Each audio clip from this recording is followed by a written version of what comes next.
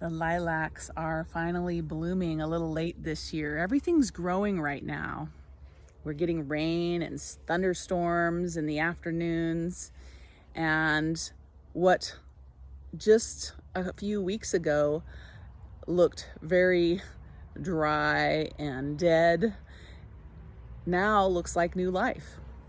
And I'm just really feeling my spirit is filled by looking around and seeing everything growing, watching the lilacs bloom and noticing my lavender plants. In the winter, often they look like they're not even alive. They go so dormant, they get really woody, and you would imagine that they're not even going to come back the next year. And then there's still parts of some of these plants that look very dead, even though the plant's alive. You can tell when you get close that the plant's alive. They're in sync with nature, right? They're coming back to life when the temperature is right and the moisture is right, and they're growing. And this morning I was talking to my dear evolutionary friend Anne Manott as we are doing some Dharma work together, which is her practice.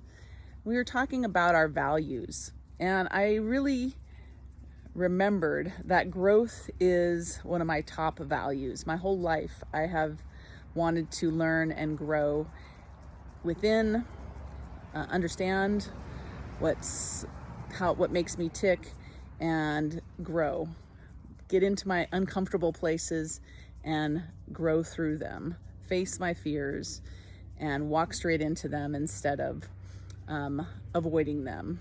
And that's growth. That's personal growth. I just wanted to invite you this Tune In Tuesday to allow the shift of the seasons and everything around you growing to invite you into what growth looks like for you.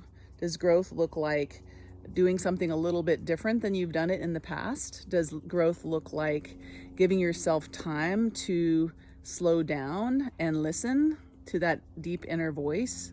Does growth look like taking those, watering and tending to those woody parts of yourself that have gotten sort of dry and brittle during a certain season of your life, and bringing back in the life, the flexibility, the suppleness, the beauty, preparing for the blooming? So that's my Tune In Tuesday today. What inspires you to grow, and can you give yourself some time to listen and invite that blossoming and that growth into your life?